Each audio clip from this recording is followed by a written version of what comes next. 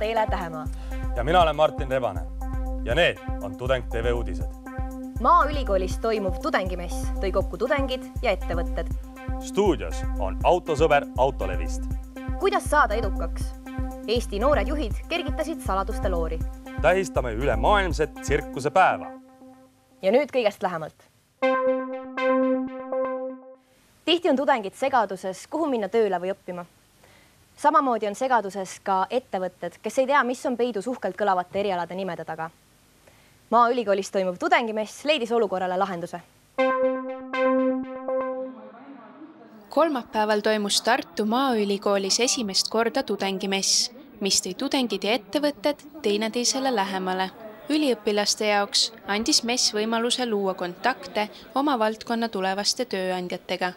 Kohal oli üle 40 ettevõtte, kelle eesmärk oli ennast tudengite seas reklaamida ning alustada teadus- ja arendusprojektide raames Eesti Maaülikooliga koostööd. See kasvas välja probleemist, millega kohtusime tihti ise teisel aastal, kui me peame minema ettevõtetesse praktikale, et oli mõlemapoolne infopuudus, et tudengid ei teadnud, et kuhu võiks tööle või praktikale minna, et ei teadnud peale suurte ettevõtete, et on ka kuskil kaugel Eesti nurkades mingid ettevõtted, kus on neid vaja. Ja teiselt poolt oli tihti ettevõtete poolt vastukaja see, et ei teatud, mis eriala õpetatakse, et ei teatud, mis selle eriala nime taga on, et kas seda tudengit on sinna vaja. Vaatamata sellele, et messil suurt tunglemist ei toimunud, leidsid mitmed kohale tulnud omale huvitavaid pakkumisi. Tudengid tõid välja, et ilma messita poleks nad osanud mitmete ettevõtete poole pöörduda ega teadnud, kelle juurest neile sobivaid praktika- ja töövõimalusi otsida. Sina leidsin endale hetkel Eesti kaartikeskuse kontaktid, kuhu ma kindlasti kirjutan enda erialast ja Lassite majast ühe väga hea pakkumise. Inimesele suhtlemine on ikka palju parem ja kindlasti, kui oled hakkajas, sa leiad endale midagi. Lisaks nendele üliõpilastele, kes alles sisenevad tööturule, olid uudistamas ka juba oma firma asutanud aktiivsed noored. Otsest siukest nii-öelda tööd ei tulnud siia otsima. Et pigem oma firma kõrvale, et mida täiendada ja nii edasi. Messilt jäi kõlama mõte, et tegemist on üritusega, kus tasub olla kohal, sest vahetu suhtlus on parim viis nii tudengitele kui ka ettevõtetele, et paista silma ja astuda esimene samm oma uute eesmärkide suunas.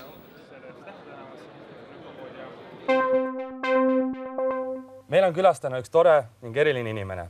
Ta on TTÜ tudeng, kuid samas ta veab Eestis üht ainulaadset ettevõtlust. Tere tulemast saadesse, Tauri. Tere, Martin. Räägi palun oma ettevõtlusest. See on Autolevi. Mis asi see on, Autolevi? Autolevi on selline ettevõte, mis siis lahendab autoomanike probleemi, et kellel siis autod seisavad kas ajutiselt või pikemat aega.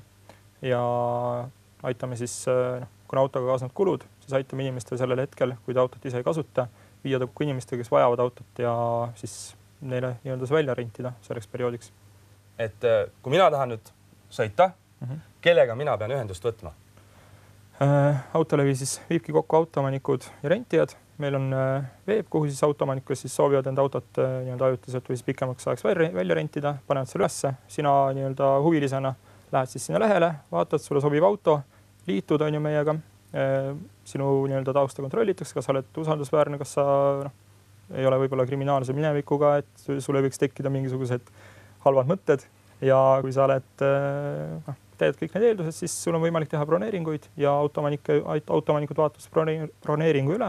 Kui neile sobib see ajaliselt, sobib sina isikuna ja siis nad annavad selle sulle välja.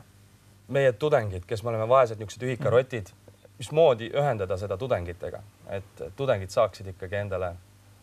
Tegelikult see idee tekkiski meil endal juba enne ülikooli tulekut, et kuna ma teadsin ülikooli tulles, et kaasnevad igasugused erinevad kulud on ja ei ole nii palju raha, et lubada endale võib-olla autot ise, siis tekkiski idee, et võiks olla võimalus seda autot siis võtta ajutiselt selleks ajaks, kui on seda vaja.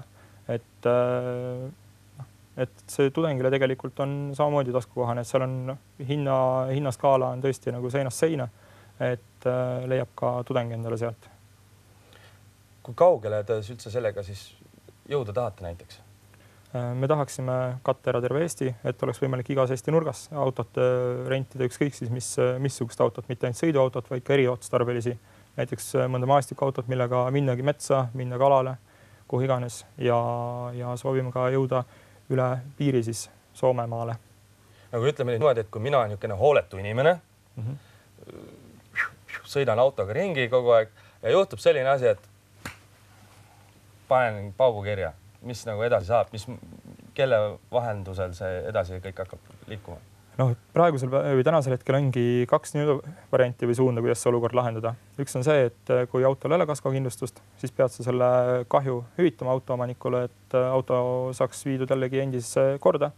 Ja kui autol on kaskokindlustus, siis tuleb see omavastutus nii-öelda tasuda ja siis tehakse auto korda.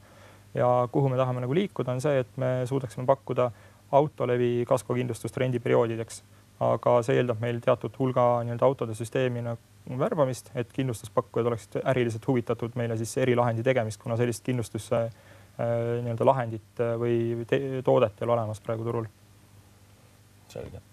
Ja. Aitäh sulle saatesse tulemast, Tauri. Palun. Nüüd midagi praegustele ja tulevastele juhtidele, keda on terve elu painanud küsimus, kuidas saada maailma parimaks juhiks? Tere, oleme tulnud täna siia Meritoni spa ja konverentsi hotelli. Siin toimub täna uute juhtide tõukefoorum ja me lähmegi vaatama, missugused on noorte edulood, kellega on nüüd see tegu ja võtame teid ka sinna kaasa. Enda lugusid, kogemusi ja kasulikke nõuandeid on jagama tulnud 13 noort juhti. Nad toonitavad, et range juht on jäänud vanema põlvkonna ajalukku ja aina rohkem löövad läbi just need noored, kes on säravad, suhtuvad meeskonda headusega ning on kindlate eesmärkidega. Lisaks ei tohiks kriitika kõrval ka unustada töötajate kiitmist. Kuidas juba tudengina võiks juhiteed alustada? Ma arvan, et kõige parem viis on tegutseda, otsida uusi ideid ja otsida uusi sõpru ja teostada neid ideid. Igasugused ideid, väga põnevad ideid on olemas, mille teostamisel saab suurepäraselt juhi kogemusi. Ma olen hetkel ka ise bakalaureuse tudeng ja täitsa enda 20-ndate alguses, et ka vanust mulle üleliia palju ei ole, aga ma usun, et just tänu sellele, et ma olen väga agaralt erinevaid vabatahtlikke kogemusi ette võtnud, olen ma tänu sellele ka hetkel tööle saanud, et palgalise tööna olen ma tänasel päeval sotsiaalseid ettevõtteid, alustavaid sotsiaalseid ettevõtteid aitamas ja toetamas, et see iseenesest on väga inspireeriv töökoht ja ma ei oleks sinna saanud, kui ma ei oleks vabatahtliku tegevusega omal ajal alustanud. Lisaks sellele, et osalejad veedavad oma päeva inspireerivate noorte juhtidega, on kõigil võimalus pilk peale heita ka Eesti disaininäitusele.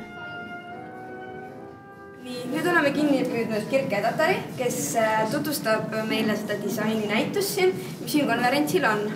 Kirke, räägi, mis siin laua peal siis on? Praegu oleme teinud niisuguse väikse valiku isuärataja nii-öelda Eesti disainist ja disainikingitustest. Kuna tegu on ärikonverentsiga, siis oleme rohkem valinud siia selliseid nii-öelda ärikingitusi, visiitkaardi hoidjaid ja mis oleks kergesti transporditavad ka väliskülalistele kinkimiseks. Näiteks siin üks lihtne asi, suveniir, vana Toomase vuntsid 4 erineval kujul, saab kinnitada nina alla. Nad on kerged, see tähendab, kui turist on Tallinnast ja saab ümbrikuna panna saata selle meene kohe endal kodumaale teele, siis siin on üks huvitav asi, ta praegu ei ole hetkel lahti, aga ta on suur plakat, paned seinale.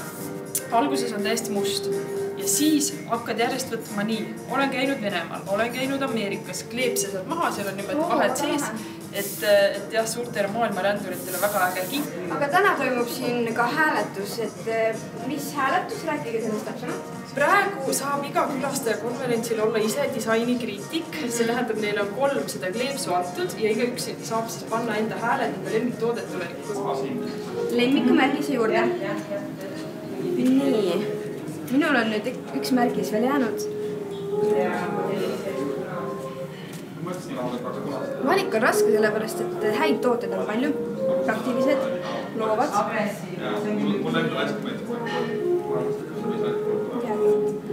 kuna ma selline taaskasutuse fänn olen, siis paneme võib-olla nendele vanadest tuletõrjevoolikutest tehtud aksessuaaridele ka ühe lemmiku. Konverentsi korraldaja Anu Malnaarits soovitab kõigile praegustele ja tulevastele tudengitele võimalusel õppida mõnda aega välisriigis ja siis tagasi tulla. Just nii saavadki edulood alguse. No nii, konverentsil käidud ja taskud häid mõtteid täis. On aeg koju minna.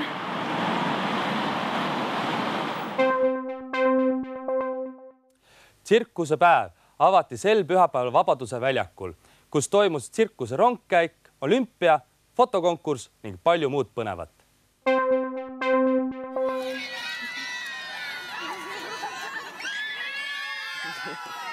Kui tavalisel pühapäeva hommikul klounid ei taha oma punast nina teki alt välja pista, siis 13. aprillil oli kogu suur tsirkusepere Vabaduse väljakule kohale tulnud.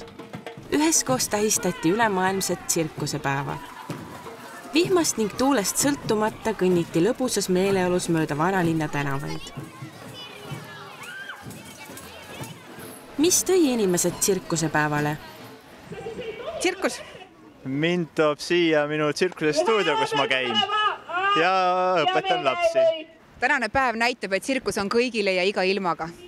Sest ma arvasin, et see on lahe. Tsirkusepäeva tähistamine kestab kogu nädala ning tegevusi jätkub kõigile. Mujal maailmas suuremates riikides tähistatakse sündmusi juba kuu aja lõikes ja meie seekord otsustasime ka, et me ei tee ühe päeva raames, vaid me viime selle terve nädala jooksu peale. Nii et me alustame täna pühapäeval, siis meil järgmine üritus on Kumus, see on Eesti tsirkuse gala, kus on professionaalsed tsirkusekunstnikud, see on läbilõige Eesti kaasaegse tsirkuse praegusest hetkeolukorrast, pluss on meil lisaks seal ka külalisesinejad, on Hispaaniast ja on Austraaliast.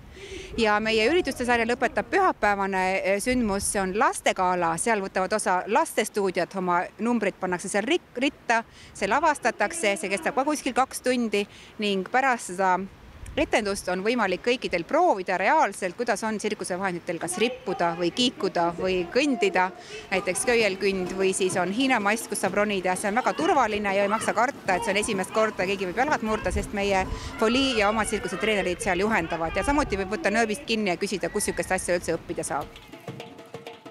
Mis aga teeb tsirkuse nii paljude inimeste jaoks eriliseks? Need inimesed, kes siin on, erilised ja sõbralikud. Tõenäoliselt see elu. Omapärasus, ma arvan. Trikid ja sellised. Päris nagu tundub võimatu, aga tegelikult on see võimalik.